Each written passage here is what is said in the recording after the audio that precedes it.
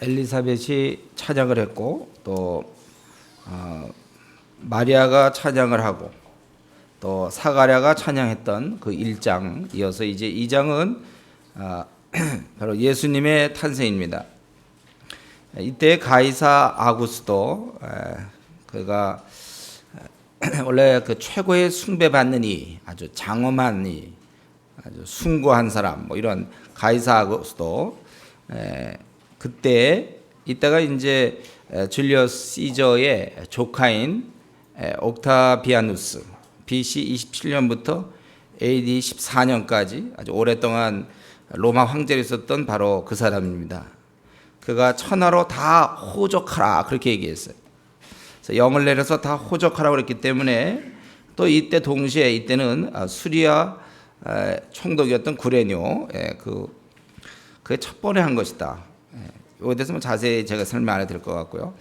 그래서 요셉도 다윗의 집 족속인 거로 갈릴리로 나사렛 동네에서 유대를 향하여 나사렛 동네에서 유대로 향하여 대략 베들레헴까지 한 145km 정도, 보통 한 3일길 정도 됩니다. 그렇게 다윗의 동네로 그 정원한 마리아와 함께 호적하러 올라가니 마리아가 이미 잉태되었더라. 아마도 이제 애기가 날 때가 됐기 때문에 데려가는 것 같아요. 혼자 놔둬서는 안 될 것 같으니까. 그래서 갔는데 거기 있을 때 해산알이 차서 맏아들을 낳아 강보로 쌓여 맏아들을 낳았다. 그 이후로 이제 예수님의 동생들이 있다는 걸 우리가 알 수 있겠죠. 맏아들 낳아 강보로 싸서 구유에 누였으니 구유라는 데는 구유가 뭡니까? 소와 말에게 이제 음식을 주는데 그 먹이를 주는 바로 그 여물통이죠. 그런 물론 이것은 혹시 그러면 그냥 보통 축사 아닌가 이렇게 생각해 볼 수도 있지만 12절에 누인 아기를 보리니 이것이 너에게 표적이라. 강보에 쌓인 구유에 누인 아기를 보리니 이것이 너에게 표적이라. 이런 걸 볼 때 그냥 뭐 축사에 있는 것이 표적이 될 수는 없지 않습니까? 아기가 그 여물통에 들어가 있다. 이 굉장한 그렇게 되는 법이 없거든요. 보통 우리 아기 낳아서 그렇게 합니까? 먹이통에다 갖다 집어넣습니까? 그러니까 이게 굉장히 특이한 태어남인 걸 알 수 있어요. 그래서 거기에 이는 사관에 있을 곳이 없습니다. 많은 사람들이 호적하러 왔기 때문에 그게 안 된다는 것입니다. 그래서 우리 예수님이 탄생한 것은 베들레헴이 되는 거예요. 원래 이것은 구약의 약속이죠. 미가서 5장 2절에 보면 베들레헴 에브라다야 너는 유다 족속 중에 작을지라도 이스라엘을 다스릴 자가 네게로 나올 것이라. 그의 근본은 상고의 태조이니라. 이스라엘을 다스릴 자가 나오는데 그는 그의 근본은 아주 오래죠. 아주 그 태초에 즉 신이라는 얘기죠. 그의 근본이 그렇다는 거예요. 이게 미가서 5장 2절의 말씀. 바로 이제 그것이 이루어지는 것이죠. 우리가 얼핏 보기에는 우리의 눈에는 당대 대로마 제국의 그 황제, 정말 나는 새도 떨어뜨릴 수 있겠죠. 천하를 명하여 호적하라 했는데 누가 그걸 거절할 수가 있습니까? 누가 감히 거역하겠습니까? 그 당시 황제는 사람들의 이러한 생사를 결정할 수 있는 그러한 강한 자였어요. 말 한마디로 모든 것을 결정할 수 있는 큰 권력을 소유한 자입니다. 그가 명을 내렸으니까 누가 감히 거역합니까? 그러나 우리는 이것은 가이사 아구스도라는 자 옥타비아누스 그는 하나님의 약속의 성취를 위해서 사용된 그저 청지기에 불과하다는 사실. 이걸 우리가 다시 한번 생각하며 세상의 권력은 사실 힘이 없어요. 그것은 실세가 아니라 허세입니다. 예전에 우리 실세 총리 그랬지만 그거 다 허세 총리예요. 힘이 애당초 없는데요. 하나님께서 허락하시는 범위 내에서 세상의 힘과 권력, 재력이 주어질 것뿐입니다. 그렇기 때문에 우리가 무슨 회사에서 인사권을 쥐고 있는 누구와 그 사람한테 우리가 잘 보여야 된다든가 그런 거 없어요. 북한의 핵 문제도 마찬가지예요. 우리 김정일 씨가 어떻게 해서 그것에 의해서 어떻게 될 것 같이 보이지만 다 허수아비에 불과합니다. 두려워할 거 없어요. 테러 문제도 그렇고 세상 전쟁도 그렇고 우리 그런 큰 문제나 아니면 우리의 회사에서나 학교에서나 집안에서나 아니면 어떤 자기가 속한 공동체에서 힘 있는 자는 없습니다. 오직 딱 한 분 있는 거예요. 하나님. 하나님 외에는 그 누구에도 우리가 비유를 맞출 필요가 없어요. 우리가 예절을 다하고 친절을 다한다는 의미는 되지만 이 사람한테 잘 보여야만 내가 될 것이다. 애당초에 이런 생각을 할 필요도 없습니다. 역사의 참 통치자, 유일하신 실세, 내 삶의 모든 문제, 지금까지뿐만 아니라 앞으로 남은 생을 결정할 분, 내 앞날을 쥐고 있는 분, 그것은 오직 하늘의 하나님뿐이라는 거예요. 그래서 우리가 진짜 영리하다면 하나님 보시기에 어떻게 하면 내가 잘 보일까? 이거 하는 거 이게 진짜 영리한 거고, 약간 덜 영리한 사람들은 이제 하나님보다는 오히려 사람한테 잘 보여야 되고, 만약 회사의 상사가 주일날 예배드리지 말고 나와라 그러면요, 그것 안 갔다면 큰일 나니까 예배도 빠지고 나가고, 그게 이제 허세에게 충성하는 것이죠. 예를 들면 그렇다는 거예요. 이런 예가 많이 있을 건데요.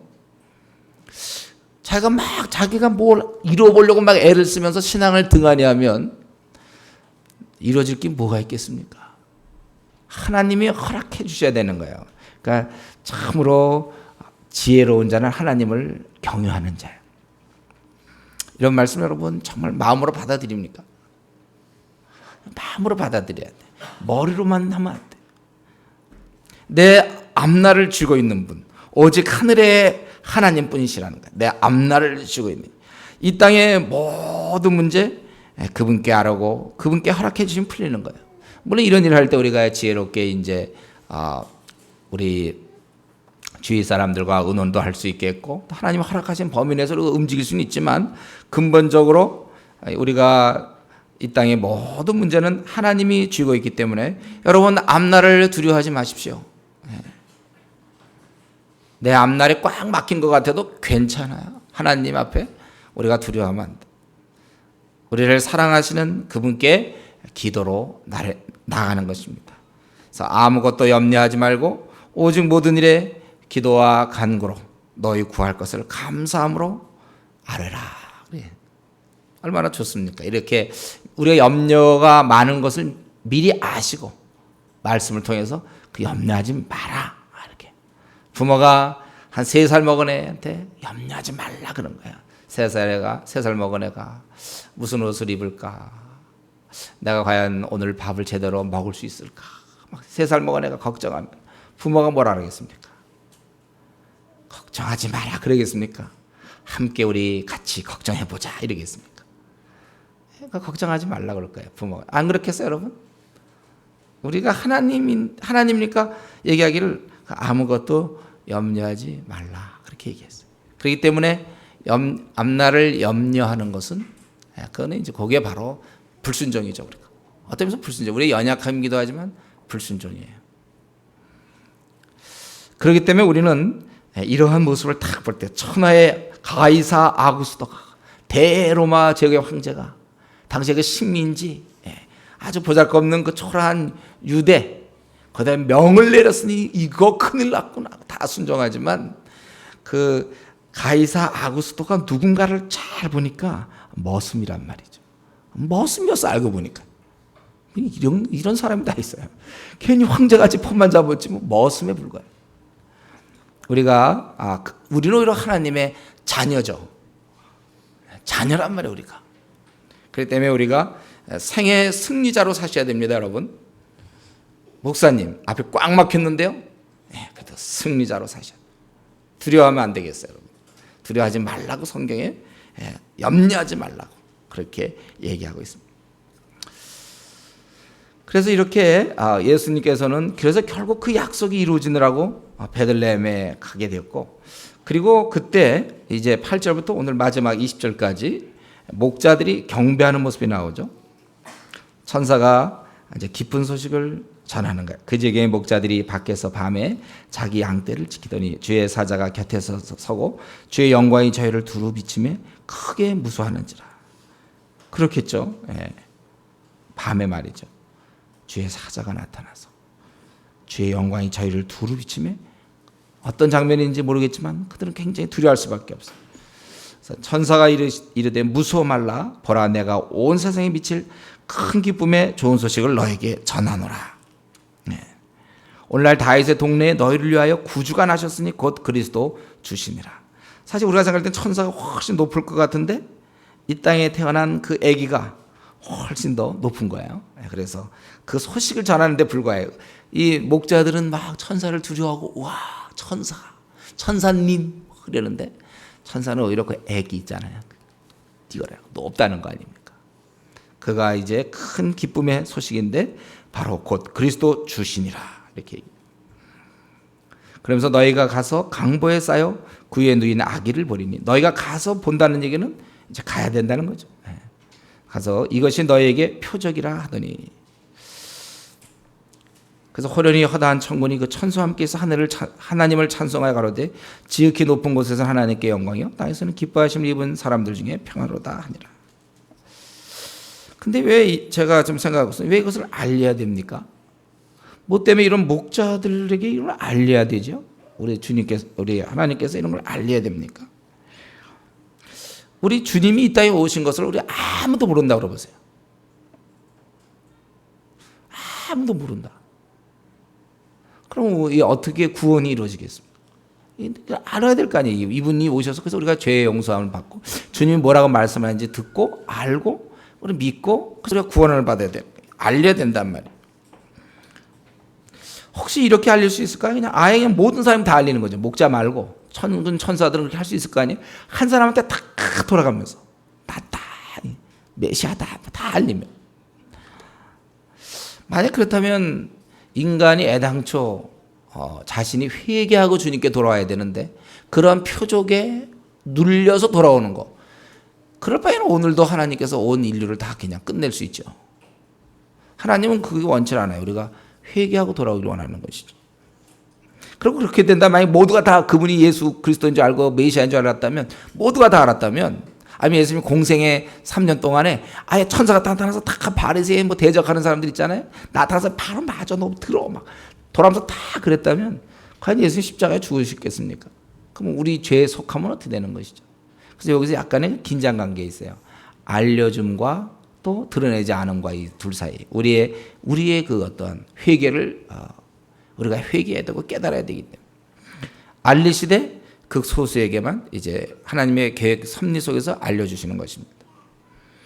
물론 이제 십자가 죽음 이후에 그러한 이제 부활 사건 이런 거는 이제 모두가 알 수 있도록 많은 증거를 주셨죠. 근데 우리 천사가 얘기한 게 뭡니까? 그분이 바로 이거는 그냥 인간이 만들어낸 얘기 아니에요. 뭐 김영옥 씨 같은 사람이 자기가 논어를 통해서 깨달았다. 그것이 근데 혹시 아닐지 알 게 뭡니까? 그러나 이것은 천사가 얘기한 거예요. 이거는 사색의 결과가 아닙니다. 우리 지구상에서 가장 뛰어난 학자의 얘기가 아니에요. 그것도 틀릴 수 있지만 이건 천사가 얘기한 거예요. 뭐라고 그랬습니까? 바로 구주. 그 어린아이가 나왔는데 바로 예수님이죠. 그가 구주로 나셨으니 곧 또 그리스도 주시니라, 주인이시라, 주라 이거죠. 로드다 이거죠.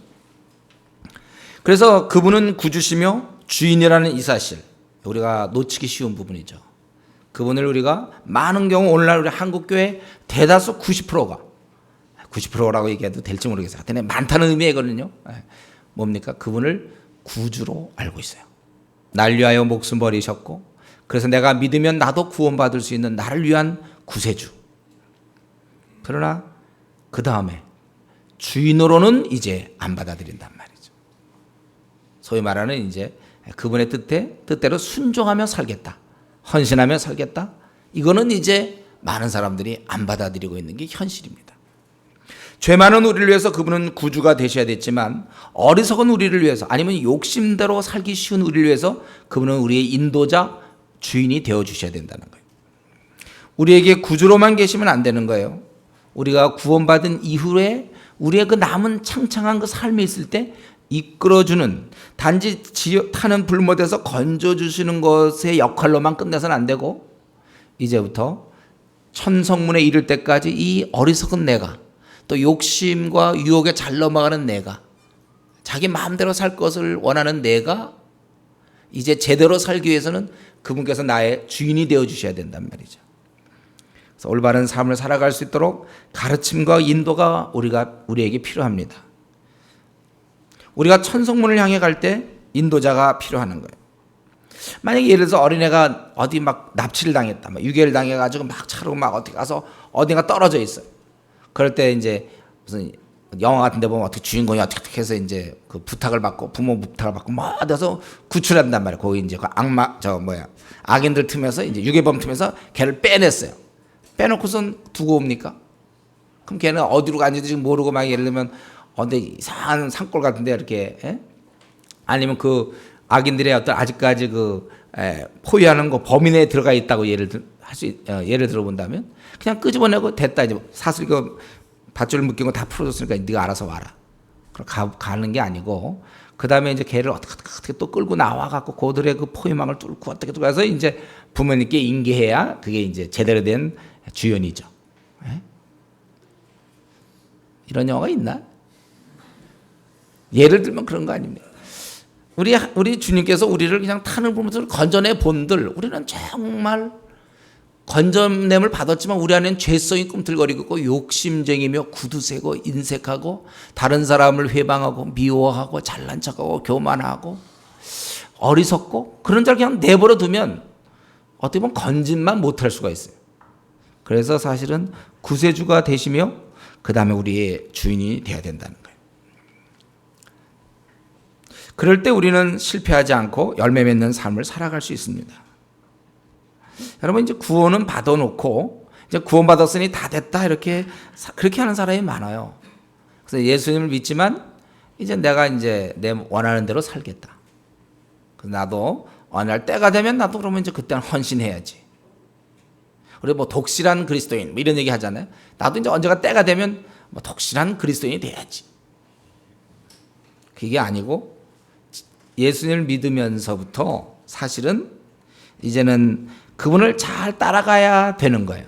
그걸 결정한 것이 바로 그리스도인이에요. 이제는 내가 아기처럼 어린아이처럼 이제는 부모님의 말을 잘 듣는 그 아이처럼 나는 이제부터 예수님 말씀을 잘 듣겠다. 그게 바로 그리스도인이죠. 그래서 천사가 얘기한 거예요. 그게 바로 구주며 너희 생의 주인이다. 이따 한 번 더 이 주인 얘기는 한 번 더 하겠습니다. 그리고 그 천사들과 또 천군이 했던 얘기가 있어요. 이것도 역시 인간의 지혜로 한 얘기가 아니고 뭐라고 그랬습니까? 찬송하여 가로되 지극히 높은 곳에서는 하나님께 영광이요 땅에서는 기뻐하심을 입은 자들 바로 우리들이겠죠. 그 중에 평화로다. 우리에게 깊은 평안을 주는 것은 우리는 이 땅에서 많은 사람이 결국 가만 보면 마음의 기쁨을 찾고 있지 않습니까? 행복, 평안, 만족, 희락 이런 그 평안을 기쁨을 찾고 있는데 그것은 이 천사가 얘기하기를 인간들은 어디서 찾아내야 될지 모르지만 천사가 얘기하기를 바로 이 복음만이 예수님을 통해서만이 진정한 평화를 인간이 얻을 수 있다. 그렇게 얘기하고 있습니다. 우리가 하나님과 사이에서 단절되어 있다가 이제 우리는 화해하게 되고 또 인간과 사이에서도 우리가 참된 이제 관계가 이제 다시 평화의 관계로 들어서는 겁니다. 사실 신앙 없이는요. 그러니까 우리가 신앙을 갖는다는 얘기는 하나님과 우리가 이제 관계가 회복되는 것이고 동시에 주위 사람들과 관계가 회복된다는 거예요. 그 전까지는 아무리 해도 주위 사람과 관계가 될 수가 없어요. 그러나 우리가 이제는 그렇게 된다는 것입니다. 그래서 우리는 우리 주님은 바로 이 평강의 주인이세요. 평화를 주시는 것이 그런 주님이십니다. 우리 이사야 9장 6절에 보면 이는 한 아이가 우리에게 낳고 한 아들을 우리에게 주신 바 되었는데 그 어깨에는 정사를 메었고 그 이름은 기묘자라 모사라 전능하신 하나님이라. 이 어린아이에 대해서 얘기하기를 전능하신 하나님이라 영존하시는 또 아버지시라. 한 아이가 낳는데 그 바로 영존하시는 아버지라 그리고 평강의 왕이라 할 것입니다. 이사야가 이미 BC 700년경에 700년 전에 예언하면서 그분이 바로 영존하시는 아버지시며 또 평강의 왕이시다. 참된 그리스도인은 그렇기 때문에 평안을 누림이 당연한 것입니다. 이 땅에서 재물이 없어도 우리는 기쁩니다. 마음 깊은 곳에서 사방이 우겨쌈을 당하고 일이 잘 안 풀리고 취직도 잘 안 되고 결혼도 잘 안 되면서 집에 가세가 기울고 몸이 병이 나고 일은 안 풀리고 이래도 마음 깊은 곳에서는 평안과 안식을 누리며 사는 특이한 사람들, 이게 바로 그리스도인들이에요. 저와 여러분입니다. 그래서 뭐 조금만 있으면 난 뭐 우울해, 뭐 나 잠수 타는 중이야, 이제 이런 거는 너무 그건 불교 신자와 어울리는 거라고 그랬어요. 그게 어떻게 우리 그리스도인이 뭐 잠수 탑니까? 나 요즘 우울하고 싶어, 뭐 이런 거. 그런 건 우리에게 통하지가 않아요. 제대로 된 신앙인에게 무슨 뭐 그런 말이 됩니까? 심각하고 얼굴에 기쁨을 다 잃어버리고 삶에 이렇게 무의미하고. 이 평강의 주님은 그럼 어떻게 된 건가요? 주님이 그러면 좀 바뀌셨을까요? 자, 누가 바뀐 겁니까? 주님이 바뀐 거예요? 내가 바뀐 거예요? 주님의 평강의 왕이었더니 갑자기 불안의 왕이 됐다. 아니면 우울증의 왕이 되셨기 때문에 난 주님만 따라하다 보니까 그분이 우울증이고 나도 우울증이고 그분 잠수면 나도 잠수고. 오히려 그분은 그대로인데 내가 잠수고 내가 우울증이고 판단된 문제죠. 여러분, 우리가 제대로 우리가 신앙생활 할 때 그 결과는 평안을 누리며 사는 게 마땅한 것입니다. 목사님, 저는 요즘 이상히 그런 평안이 참 없습니다. 네? 목사님 말대로 저도 뭐 기도 생활도 해보고 성경도 보고 또 뭐 많이 해봤는데 이상하게 마음에 평안이 없습니다. 저는 한번 그러면은요 좀 더 하나님께 더 깊이 나가야 될 거라고 생각해요. 아마 그동안에 형식적으로 나갔는지 집중을 안 하고, 우리 보면 고3 때 공부한다 해도 공부 시간 갖고 꼭 공부 많이 했다고, 잠을 들 자고 공부를 많이 했다고 꼭 반드시 걔가 뭐 성적 오르는 거 아니잖아요. 어떤 애는 시간 많이 줘도요 딴청하면서 시간 보내는 사람이 있어요. 시간만 채우기를 잘하는 사람이 있어요. 되게 무지 열심히 하는데 딴 생각하면서 그냥 있구나 하고 그렇게 하고 요령 없이 공부하는 사람이 있잖아요. 그건 안 되는 거예요. 어쩌면 내가 신앙생활 할 때도 좀 더 정말 성경을 봐야 되니까 보고 의무적으로 기도해야 되니까 기도하고, 그게 아니라 정말 마음을 쏟고 또 자기가 혹시 회개할 게 있는데 그거 절대 회개 안 하면서 평안만 얻으려고 하는 건지도 모르겠어요. 그러니까 제가 생각하는 건 뭐냐면 어쩌면 우리는 지금 너무 애기 장난들 하고 있는지 모르겠어요. 이 저를 포함하여 우리 모두가 다 그럴지도 모르겠어요. 이 하늘의 깊은 평안이 저기 있는데 우리는 지금 너무 그걸 못 누리며 살아요. 이게 기독교인 것처럼. 그러니까 사람들도 그러니까 별로 교회에 매력이 없어요. 그렇게 사는 게 뭐 재미가 있어야지. 분명히 천사들은 천군들이 다 얘기하기를 땅에서는, 하늘에서뿐만 아니라 땅에서도 기뻐하심을 입은 사람 중에 평화로다. 깊은 평안이다. 평안을 우리가 얻는 거야. 주님 때문에. 그래서 내가 만약에 지금 그걸 누리지 못한다면 나에게 좀 뭔지 모르지만 하여튼 문제가 있는 걸 깨닫고 하나님께 그걸 나아가야 돼요. 아마 회개부터 시작해야 될지 모르죠. 내가 버리지 못한 죄, 내가 참 하나님 앞에서 마땅히 끊었어야 될 그런 죄악들, 이런 거 놔둔 채는 평안이 있을 수 없습니다. 부부 사이도 그렇잖아요. 한번 싸워놓고서 그 다음에 막 한번 싸워보세요. 한번 싸워보세요. 그러면 그 다음에 얘기가 잘 되나? 그게 풀려야 얘기가 잘 돼요. 하나님과 관계에서 혹시 막혀있는 부분이 있는지 그걸 뚫어야 되는 것입니다. 이렇게 천사들이 찬송하고 15절부터 20절까지 목자들이 찾아갑니다. 왜냐하면 너희가 가서, 이렇게 그때 12절에 얘기했죠. 너에게 전한다. 가라. 또 가고 싶었겠죠. 그것은. 그래서 천사들이 떠나 하늘로 올라가니 이제부터 알아서 해야 되는 거죠. 목자가 서로 말하되 이제 베들레헴까지 가서 주께서 우리에게 알리신 바 이 이루어진 일을 보자 하고 빨리 가서 마리아와 요셉과 구유에 누인 아기를 찾아서 보고 천사가 자기들에게 이 아기에 대한 말한 것을 고하니 듣는 자가 다 목자의 말하는 것을 기이 여기대요. 뭐 어떻게 이럴 수가 있는가? 기이 여기는 거예요. 마리아는 이 모든 말을 마음에 지켜 생각하느라. 엄마기 때문에 그렇죠. 그거 생각해요. 목자가 자기들에게 이르던 바와 같이 듣고 본 그 모든 것을 인하여 하나님께 영광을 돌리고 찬성하며 돌아가니라. 그게 이제 오늘 본문에서 보니까 결국 이 목자들이 예수님을 찾아가서 경배드렸고 그 중간에 이제 그 천사가 나타나서 그런 얘기를 했고 그거예요. 오늘 이거 본문은 주님 말구유에 누이셨고 목자들이 와서 찬양하는 모습을 보여주고 있습니다. 이것이 주님이 이 땅에서 처음 태어났을 때 있었던 일 중에 하나예요. 근데 우리는 이제 여기서 한 가지 좀 생각해 보고 싶은 게 있어요. 졸립지 않죠, 여러분? 네. 왜 주님이 말이죠, 이렇게 초라하게 그 염을 통해 누워 계시는 거냐 이거예요. 온 우주를 다스리는 왕께서 왜 여기에 머무르시는가? 겸손하기 때문에, 종으로 왔기 때문에, 그 말씀 다 맞겠죠. 종으로 오셔야 되고 겸손하기 때문에 아마 그럴 수도 있어요. 아니 물론 표면상 이유는 7절에 있는 것처럼 이는 사관에 있을 곳이 없습니다. 사람이 그렇게 많기 때문에 결국 밀려서 그걸로 들어갔을 거예요. 원래 하나님의 의도는 이게 아니었습니까? 원래 하나님 의도는 편안한 데 태어내려고 그때 했는데 마침 재수가 없어갖고 있잖아요. 사람들이 많이 모리는 바람에 할 수 없이 그냥 염을 통해 들어가게 하였어요. 하나님은 그걸 참 후회하시면서 그렇지 않아도 고생시킬 애를 태어날 때는 좀 이랬을까요? 그거 다 아시는데도 불구하고 왜 그 염을 통해 누워 계시도록 하셨는가? 이거 분명합니다. 하나님께서 예수님을 이렇게 보내시기를 원하셨던 거예요.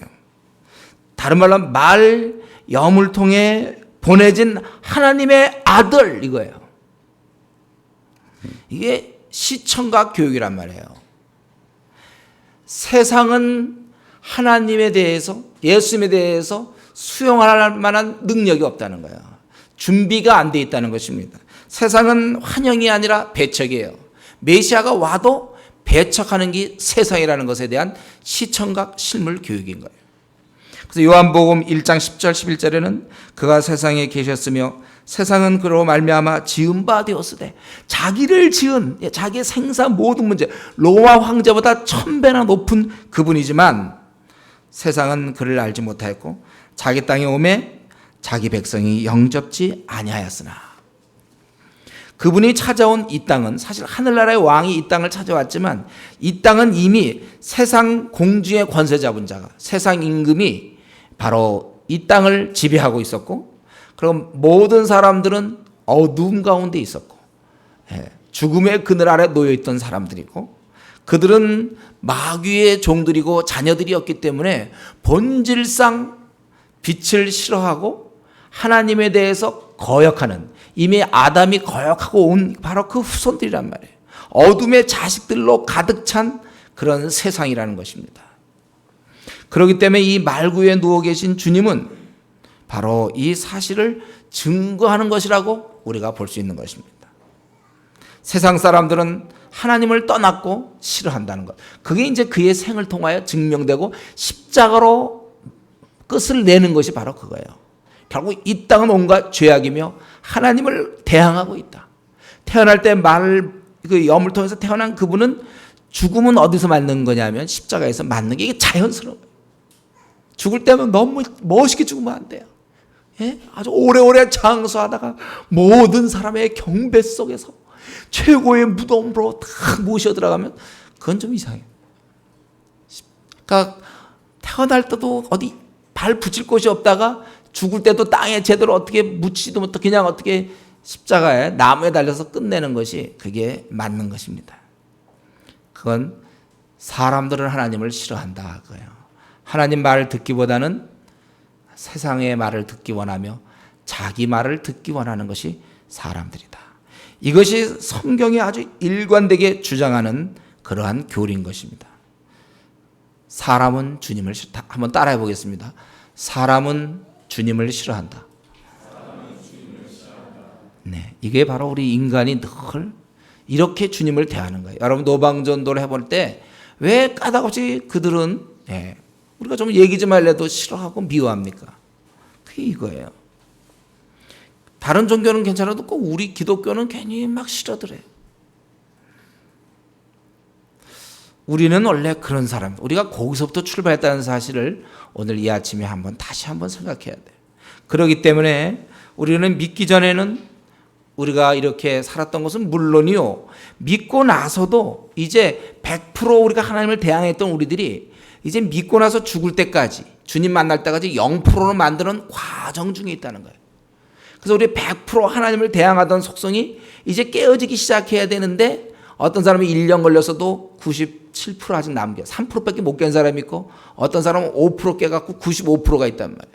그런 사람이 이제 교회 다닌다고 그럴 때 주위 사람이 손가락질하는 거예요. 그래서 어떤 사람이 10년을 다녔는데 90% 10%밖에 못 깼어요.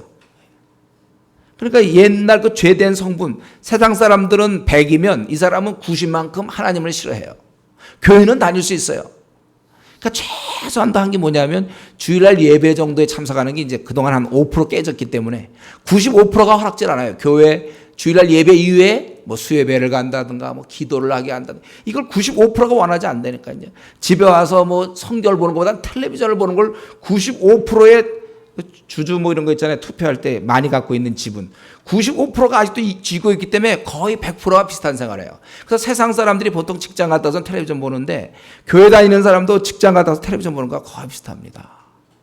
우리는 막 깨워 아침에 일찍 일어나서 막 아침 기도인 새벽 기도회 하는데 5%나 10%밖에 안 바뀌기 때문에 절대 새벽에 일어나서 기도하는 법 없어요.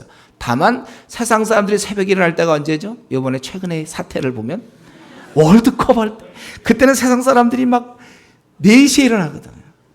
그때 우리 95%의 이 아직까지 5%밖에 안 바뀐 사람도 보통 때 못 일어나도 그때는 어떻게 됩니까? 일어나지요. 예, 왜냐하면 비슷하다는 걸 얘기를 해줘야 되거든요. 시청각 교육을 해줘야 될 거 아닙니까? 나도 너희들과 그렇게 다르지 않다. 5% 바뀌었다. 요 5% 범위 내에서 신앙생활하는 거예요. 그게 주일날 예배 한번 가까스로 드리는 거예요. 예, 그거예요. 나머지는 똑같아요. 왜? 아직 95%가 그냥 생생하게 살아있거든요. 그러니까 우리가 뭐 화이트타임을 한다? 아침에 일찍 일어나서 교제한다? 그것도 말뿐이지 보통 밤늦게 뭐 예를 들면 방학 때 학생들 게임 같은 거 하다가 늦게 자서 그냥 생략이죠. 직장은 뭡니까? 또 밤에 와서 뭐 필요도 없는데 뭐 시간 어디 갔다 괜히 좀 늦게 자가지고 또 화이트타임 대충 하고 말이죠. 예. 아니면 예배 때 지각하는 이유가 뭡니까? 왜 지각하죠 예배? 아 잠이 많아서요? 예, 물론 그것도 답은 될 수 있어요. 그런데 그 사람이 직장상 들어가 보세요. 지각하나? 잠이 많아서가 아니라 덜 깨서. 그러니까 덜 깨, 잠이 덜 깨다 아니라 이거 깨진 게 덜 깨져서. 그러니까 지금 94% 그러니까 6% 깨놨거든 6%. 그러니까 옛날 상황과 비슷해요. 성경을 원래 한 70% 정도 깨버렸으면 그러니까 우리 한 80% 깨놨으면 한 20%만 남아있다 보세요. 우리 옛날 그 하나님을 싫어하는 성품이 20%만 남아있으면 그래도 80%가 이제 하나님을 좋아하기 때문에 밀려가지고 51대 49래도 어쨌든 밀려서 이제는 직장 갔다 오면 성경을 볼 텐데 여전히 97%가 남아있고 지금 제가 뭐 97%, 95% 무슨 얘기하는지 알고 있는 거예요? 도표로 설명해야 되나 이거를? 그게 남아있기 때문에 여전히 TV 드라마는 쉽게 보는 거예요. 그거 30분 보는 건 아까워요. 그거 30분은 쉽게 보는데 성경 30분 보기는 무척 어려운 거예요. 전도하라? 아니 내가 하고 좀 해야 된다고 생각은 있죠. 5%가 있으니까. 그러나 95%가 벌써 투표해서 다수결 원칙인데 어떨 겁니까? 전도하라 하면 그건 여러 가지 이유를 들어서 하여튼 어떻게 하든지 안 하게끔 만들어요. 그게 바뀌지 않았다는 거예요. 주님이 그렇게 명령을 내려도 소용없어요. 본인이 어떻게 하든지 합리하게 돼 있다니까요. 전도 안 하는 사람 중에 이유가 없는 사람 있습니까? 전도하라 그러면 다 해야지요. 이유가 있어요. 이유가. 그거 없는 사람이 해라 그러면 아이고 이유가 없는데 걸렸군요. 해야죠. 그렇게 나오는 사람이 있는 줄 아세요? 다 이유 꼭 있죠. 들어보세요. 근데 그게 진짜 이유입니까? 마음이죠. 자기가 마음만 있으면 어떻게 하든지 하죠. 뭐 그런 이유는 들을 것도 없어요. 말도 안 돼 그런 건. 자기 마음이 없는 거예요. 물론 이제 다리가 부러졌다든가 기부 싸고 누워서 걸었지 못. 그래도 그 사람은 찾아오는 사람한테도 입을 열어 뭐라고 그럴까요? 입이 이렇게 또 뭐 어떻게 다쳤다든가 뭐 그러면 이렇게 책이라도 손 갖고 찍어 할까? 하여튼 무슨 수도 해요. 마음만 있으면. 우리 주님께서 이제 네 문제는 그만해라. 너와 네 가족 문제 그만 다루고 이제 다른 사람 돌보라. 주님은 그렇게 다른 사람 돌보라고 얘기해도 이러면 이제 쉽게 얘기하는 게 뭡니까? 동기부여가 안 된다 이거. 여러분이 동기부여 된다 안 된다 이게 아직도 자기 이미 97%인 자기가 동기부여 될 게 뭡니까? 뭐 좀 하자 그래도 동기부여가 되느냐 안 되느냐 뭐 이런. 저는 그래서 이런 건 받아들여요. 누가 뭐 동기부여가 안 됩니다 해도 난 그런 건 안 받아들이는데, 단 그가 성령 충만하여 견딜 수 없는 마음이 있을 때 동기부여가 안 된다 그러면 안 해도 좋아요. 그런 사람은. 우리가 뭘 좀 교회에서 예를 들면 뭘 해보자든가 뭐 어떤 일을 해보자 그러면 동기부여가 안 되니까요. 굉장히 그걸 존중해 줄 것 같죠. 제가 안 해요. 그분이 물론 성령 충만, 막 철학기도 하면서 성령 충만했을 때 그 상태에서 와서 동기부여가 안 된다, 그건 받아들여야죠. 근데 자기가 뭐 97%가 지금 그 마음을 움직이고 있는데 동기부여가 될 게 뭐 있습니까? 안 되는 게 당연하죠. 그러니까 이게 성령 충만할 때, 여러분 모세가 있잖아요. 이스라엘 백성 구원할 때 동기부여가 막 됐습니까? 가시떨기 나무에서 주님이 너 해라 그럴 때 네 기다렸습니다. 자 가자 이랬습니까? 어떻게든지 안 가보려고 해요. 안 가려고 그냥 요렇게 얘기하고 저렇게 얘기하고 말을 그냥 뺀지 출애굽기 나오죠. 3장 요렇게 하고 저렇게 하고 주께서 막 노를 발할 정도로 하도 말 안 들어서. 그러나 그렇게 하는 거예요. 하면서 은혜를 얻고 그래서 이스라엘 민족을 진짜 사랑하고 이렇게 되는 거 아닙니까? 여러분 우리가 사실은 이 원래 이 말 여물통에 계신 주님을 우리가 이거 그림 잘 그리는 사람 이런 거 그리셔야 돼. 이런 거. 그래서 집에다 붙여놓으세요. 오직 갈 데 없으면 말 먹이통이 뭡니까? 우리 집이 제가 태어날 때 무지 못 살았거든. 사업 망해가지고 우리 월남에 갖고 이북인데 그래서 그냥 먹을 게 없어. 지질이 못 살아도 그래도 저는 방에야 있었어요. 방에. 제가 이래도 방에서 태어난 사람이에요. 이렇게 말구에 이거 그림 그리세요. 좀 잘 그리는 사람 좀 누가 좀 그려서 붙여놨으면 좋겠어요. 이런 거. 그거에 바로 어쩌면 우리가 예수를 믿는다 그러고도 아직도 90%, 80%가 그대로 남아 있어서 예를 들면 시험이 있다든가 무슨 승진 문제라든가 또 자기 이성교제 문제가 있을 때 성경적은 이래도 내가 마음에 원하면 하는 거예요. 자기가 그렇게 막어도 성경에서 성경적으로 하나님의 뜻이 아닌데도 불구하고 내가 어떤 자매가 좋으면 무조건 하는 거. 자기 아직도 그냥 90%가 움직이고 있으니까. 내가 이러한 뭐 결혼 문제도 마찬가지죠. 자기가 좋으니까 하는 거야. 결혼도 이사 문제도 자녀 교육 문제도 앞날의 문제를 결정할 때도 뭐 재정 사용의 문제를 결정할 때도 가만 보면 하나님이 원하시는가에 따른 것보다는 내 마음이 그걸 원해. 내가 원하는데 여기에 따라 움직인단 말이에요. 그러니까 여전히 그 마음 중심에 많이 굳이 따져본다면 요 장면이 그 안에 들어가는 거예요. 마음 중심의 내 세계에 여전히 말 먹이통, 여물통에 주님이 계시는 거예요. 그래서 여러분 보세요. 실제로 자기가 움직일 때 보면 다 자기가 원해서 하지. 이성교제 하는 사람들 분명히 때가 아닌데 아직 어린데도 이성교제 하는 사람들 갈 때가 아님에도 불구하고 때로는 막 불신자도 만나는 거 보면요. 자기가 그거 원해서 그렇게 한다니까. 주님이 원해서가 아니고. 시간 사용도 가만히 보면 자기가 원하는 대로 시간 쓰지 주님이 원하는 대로 시간 쓰는 거 봤습니까? 왜 그렇습니까? 그러나 아직도 100% 주님을 대항하던 그가 말로는 이제 예수님 믿었지만 여전히 아직도 95%를 남겨놓고 있단 말이에요.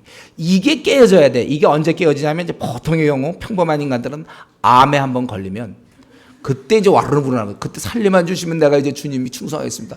보통 이게 우리 한국 교회가 이만큼 유지된 건요. 좀 이렇게 편하면 모르지만 사실 암이나 뭐 어떤 사업에 막 망해서 거의 망해갈 때 막 하나님께 울부짖었던 사람들 있죠. 그런 사람들이 100% 하나님께 드림으로 그래도 이 정도 교회가 유지되는지 몰라요. 여러분 주님이 갈 곳이 그것밖에 없습니까? 여러분 이 시간에 자기 자신을 들여다보세요. 내 안에 세계를 들여다볼 때 만약에 주님이 오신다면 내 안에 지금 어디에 계실 것 같아요? 보호자에 나의 그 보호자에 앉아 계실 것 같습니까? 아니면 지금 현재 어디에 앉아? 최근 내가 지난 우리 이제 6개월 반년을 돌아볼 때 주님이 나의 어떤 의사결정이나 내가 어떤 문제를 풀거나 내가 누구랑 대화할 때나 어떤 걸 결정할 때 주님은 나에게 어디 계셨습니까? 내 마음에. 말 구유로 거기가 좋습니다. 거기 계십시오. 혹시 우리가 그렇게 한 거 아닌지. 우리는 지금보다 훨씬 주님을 귀하게 대해야 되겠습니다. 내 원함과 내 감정과 내 고집과 내 욕심대로 행했던 것들을 우리가 이제 주님 앞에서 오늘 이 시간 회개해야 합니다. 왜 주님 앞에서 그렇게 내가 살아야 됩니까? 왜 아직도 내 자신이 살아있습니까? 그리스도 예수의 사람들은 그 정과 욕심을 십자가에 못 박아내라. 예수님 믿는다는 건 참 그거는 내 생애 최대의 사건이며, 나는 이제 지금까지 주님 없이 나는 어두움에서 악마의 그런 계교에서 내 마음의 본능에 의해서 멋대로 살았지만 그런 삶을 내가 참 부끄러워하며 이제 나는 오직 주님만 내가 위해 삽니다. 내가 이제 주님께 정말 내 자신을 항복시켜야 되는데 항복하지 않고 아직도 투항하며 아직도 그러니까 이 전투하고 있어요. 주님과. 그래서 내 생을 주님이 아니라 내가 이끌고 있는 거 아닌지 우리 이 시간 한번 봐야 돼요. 여전히 내 안에 주님이 말구유에 그러니 말구유가 자꾸 익숙해서 그렇죠. 그러니까 말 먹이통에 주님을 집어넣고 있는 거 아닌지. 삶의 우선순위를 바꾸도록 합시다. 그분이 원하시는 것이 무엇인가를 알고 그렇다면 내가 동기부여가 되든 안 되든 그분이 원하신다면 내가 순종해야 돼. 내 원함대로 살지 말고 그분이 계획하시고 내 생을 계획하시고 나를 지금 이끌어 가시길 원하는데 아직도 내가 이렇게 말을 안 듣고 지내는 것인지 그분의 의도를 존중하고 그때 말로 우리가 그분의 종이 되는 거예요. 그래야 그분이 곧 그리스도 주시니라 주가 되는 거야.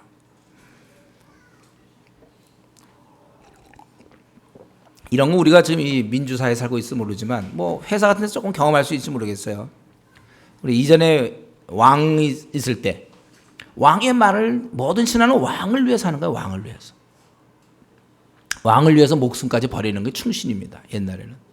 하나님 나라의 구성은 바로 하나님께서 왕이 되시고 우리는 그분께 충성을 다. 내가 뭐 여러분 누가 우리 상관에게 충성할 때 보면 자기가 꼭 원하는 것만 충성합니까? 원하지 않아도 뜻이라면 우리가 할 수 있는 거잖아요.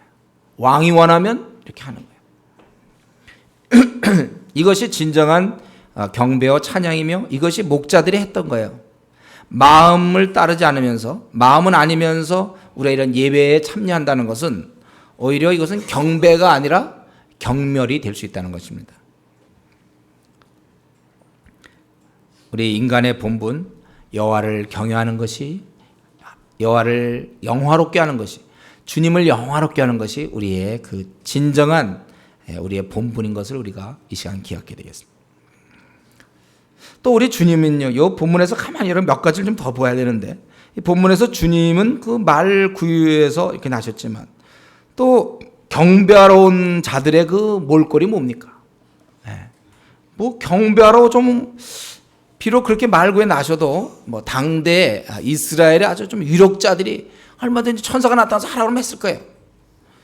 근데 왜 하필이면 그 양떼를 치던 사들, 이 밤에 그거 지키고 있는 이 노숙하던 사람들, 그 더러워진 옷을 입고 또 계급도 이들은 비천한 계급이겠고 아마 그때 양떼를 치다 왔으면 뭐 그때 뭐 양떼 무슨 그 분뇨라든가 뭐 똥 같은 것들 다 치우고 냄새나 거기서 뭐 여러분 그게 그냥 목자하면 이렇게 좀 약간 옷 같은 거 깨끗이 입고 이렇게 그런 목자를 생각합니까? 여기서 지금 양치기들인데 그 냄새나고 비천한 계급 뭐 아주 가난하고 힘든 그런 자들에게 하필 천사가 나타나서 왜 하필 그들에게 경배하도록 하는가? 그 이유가 무엇이겠느냐? 우리가 이것은 생각하면 알 수 있겠죠. 바로 우리 주님이 이 땅에 오신 이유가 힘없는 자, 연약한 자, 그들의 구주가 되시는 거예요. 죄인의 친구가 되기 위해 오셨다는 것이죠. 그래서 이들은 교만하지 않아요. 이 목자들은요. 말씀을 들은 대로 순종하는 자들이죠. 그래서 빨리 가서 이렇게 애를 쓰고 마찬가지로 지금 이 땅에서 우리가 얼마나 가졌는지 가지지 않았는지 초라한지 그걸 묻는 것이 아니고 순종하며 겸손하게 주님께 나오는 자들이라면 우리 주님은 상대하기 원하며 그들의 경배를 기뻐 받으신다는 거예요. 그렇기 때문에 여기서 이 장면 말구에 계신 주님과 그를 경배하는 이 아주 비천한 남루한 그 목자 이 그림이 이제 우리 크리스마스 카드 같은 데 보면 아주 그냥 그 광채가 막 말구에서 광채가 막 나고, 말구도 아니죠. 거기는 좀 약간 좋은 데서 이렇게 있고, 목자들이 나오고 말이죠. 근데 이게 실제 상황, 그거 말고 실제 상황 들어가 보세요. 웃기는 거죠, 이건요. 애가 있는 것도 어디 말구 있는 것도 그것도 코믹하지만 또 경배한다고 나타난 약간 거짓대 같은 양치기 나타서 경배하는 모습. 이게 바로 주님의 오심의 모습이에요. 근데 이 그림이야말로, 또 이것도 누가 그려야 되겠죠, 이런 그림을.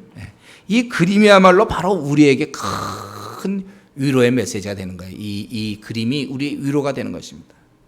주님은 내가 돈 없고 또는 학벌이 없고 또 집안도 뭐 별로 좋지 않고 능력도 없고 외모도 없고 별로 인정받지 못한다고 하고 또 비천한다 해도 주님은 나를 멸시치 않는다는 거예요. 그러한 나에게 경배받기를 기뻐한다는 사실이죠. 나는 주님 앞에 감히 나설 수도 없는 힘이 부족한 자고 한심한 자라 할지라도 주님은 나와 친구 되기를 기뻐하신다는 사실을 지금 보여주고 있는 것입니다. 나를 좋아하시고 나를 받으시며 나와 함께 지내시기를 원하신다는 거예요. 세상에서 인정받지 못해도 주님은 나를 인정하시고 나에게 기대감을 갖고 바라보시며 나를 격려하고 계신다는 거예요. 그렇기 때문에 여러분 힘을 내십시오. 괜히 자학하지 마세요. 괜한 열등감으로 힘들어하지 마세요. 뭐 그렇게 못났습니까? 주님은 귀하게 우리를 생각하는데 이 냄새나는 목자들의 경배를 기뻐받아. 그 당시 얼마든지 냄새 안 나고 존귀한 자들 수없이 있었겠지만 이 냄새나는 이 목자들의 경배를 기뻐받으시는 예수님을 여러분 항상 잊지 말아야 될 것입니다. 어쨌든 그분은 이 땅에 오셨습니다. 왜 우리는 그분을 찬송해야 됩니까? 그것은 그분이 우리를 구주로 우리를 구원하셨고 또 우리를 이제 다스리니까, 그러니까 우리가 찬양하는 거예요. 이 다스린다는 말은, 그분이 주인이 되신다는 말은 더 이상 우리에게 이제는 염려, 두려움이 없다는 것입니다. 나 같은 자를 다스려준다니까 그저 우리는 감사한 것이죠. 그래서 여러분 정말 앞길을 두려워하지 마세요. 또 그 앞길 때문에 그냥 안달복달하면서 예배 빼먹고 그냥 신앙생활 안 하고 안달복달 그거 뚫어놔야 되니까 그러지들 마세요. 어쨌든 이 말씀을 마치면서 우리 한 가지만 말씀드리고 마치고 싶은데, 결국 오늘 2장 1절부터 20절까지는 뭐 목자가 나타났든 말 구유통이든 뭐든 관계없이 결국 주님이 이 땅에 오셨다는 사실입니다. 우리를 구원코자 이 땅에 오신 거예요. 주님은 하늘나라에 머물지 않고 그곳에서 정말 천상의 기쁨을 마음껏 누릴 수 있음에도 불구하고 죄인을 위해서 이 땅에 오셨다는 거예요. 액션을 취했다는 것이죠. 행동을 했다는 거. 우리를 구원하시고 얼마든지 즐길 수 있었어요. 자기를 위해 충분히 살 수 있었지만 100% 남을 위하여 이 땅을 더나 환영받지 못하면서 말구유에 우리 주님이 이 땅에 오신 것입니다. 여러분 우리가 주님을 따른다고 그럴 때 바로 이 주님의 마음을 헤아리면서 우리도 주님처럼 사는 거예요. 우리가 주님의 뜻을 헤아려야 돼요. 주님이 하셨던 게 뭡니까? 자신의 안일함과 편안함과 자기 것 챙기는 것을 포기하시고 저 죄인들, 비천한 자들을 구원하기 위하여 이 땅에 기꺼이 오셨다는 그 사실. 주님이 좀 도와주셔야 되는데요. 설교자의 참 갈등이에요. 제가 지금 오늘 이렇게 설교를 해도 또 똑같으면 어떡할까 하는 그런 염려가 되는 거예요. 뭐냐면 우리가 예수님 믿었다면 그걸 정말 명심했으면 좋겠어요. 뭐냐면 이제는 남을 위해서 다시 태어난 사람이라니까요. 남을 위해 살아야 되는데 왜 이렇게 자기 것을 챙기냐 이거예요. 모든 면적은 항상 자기 것 챙기지 먼저. 왜 남을 위해 살질 않죠 우리가? 자기 거 다 해놓고 이제 주판을 다 튕긴 다음에 남으면 이제 요거 주님 위해 쓰시고 요거 남을 위해 쓰지. 언제든지 사실 예수님 믿는다는 말은 우리가 주님을 따른다는 말이고, 주님은 철저히 자기 자신을 위해서 이제 그만 사셨어요. 자기의 만족과 유익을 위해서는 그만 살고 이제는 자신을 온 인류에다 던졌단 말이에요. 이 인류를 위해서 자기를 이제 썼다는 거예요. 여러분 이제 자기가 그동안 해왔던 것, 좋아하던 것, 또 원하던 것, 이제 이런 거는 어느 정도 그냥 놔두세요. 이제 내 몸은 내 것이 아니에요. 주의 것입니다. 내 것은 온 인류 60억을 위해서 나는 태어난 거예요. 정말 60억을 위해서 내가 일을 해야지. 그냥 일을 위해서. 1억도 아니고, 그러니까 하나를 위해서 일하면 안 되고, 하나가 아니라 열이 아니요, 100도 아니요, 1000도 아니요, 만도 아니요,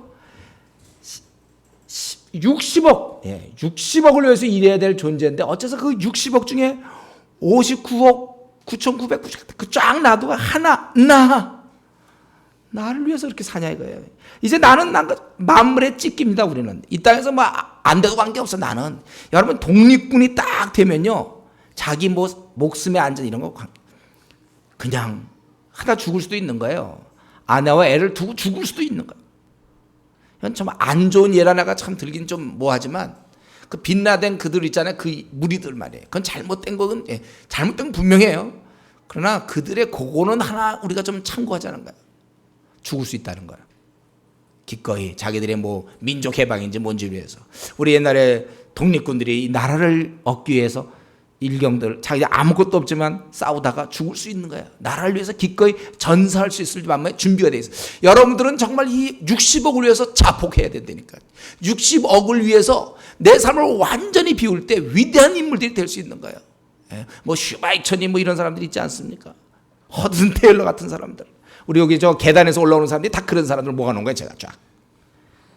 저 사람 잘생겼다. 혹시 거기 여기서 이런 사람 남편감으로 좋겠다. 혹시 이런 생각하는 사람 있죠? 그러니까 외모가 아니라 그들이 그런 사람 정말 남편으로 만나야지. 한 인류를 위해 사는 사람들. 우리 이제 스케일이 바뀌었습니다, 여러분. 여기서 그저 조금 잘해서 그저 집 장만하고 그저 뭐 맛있는 거 많이 사 먹을 수 있고 뭐 외제차 타고 다닐 수 있고 뭐 해당 사항 잘 안 되겠지만 예를 들면 이제 이런 거 그냥 버스 타고 다녀도 되고 지하철 타고 다녀도 되고, 중요한 건 내 자신을 어떻게 60억을 위해서, 아니 가깝게는 우리 민족을 위해서 내 자신을 불태울 수 있을 것인가. 때로 우리 민주화를 위해서도 막 죽은 사람도 있지 않습니까? 우리 민주화를 뛰어넘어서 세계 복음화를 위하여 내 자신을 어떻게 하면 내가 밀림에 나를 처박을 수 있을지 말이죠. 내 자신에 대해서 여러분 아까울 거 없습니다. 이제 삶의 스타일을 완전히 바꾸세요.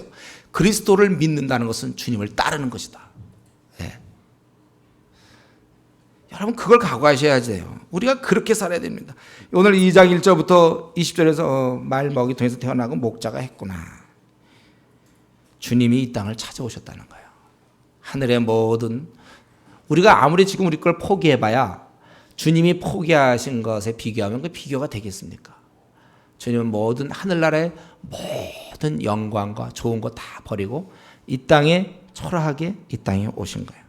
우리가 주님을 진심으로 섬긴다면, 우리가 이제 주님을 우리가 마음에 모시고 주님을 따르기로 했다면, 이제는 우리도 주님이 이 죄인을 구원하기 위해서, 비천한 우리들을 구원하기 위해서 자신의 모든 것을 포기하고 이 땅을 찾아온 그런 액션을 취한 것처럼, 이제 그렇다면 나도 이 죄인을 구원하기 위해서 내가 행동을 할 시점이 되었다는, 그렇게 깨달아야 되는 것입니다.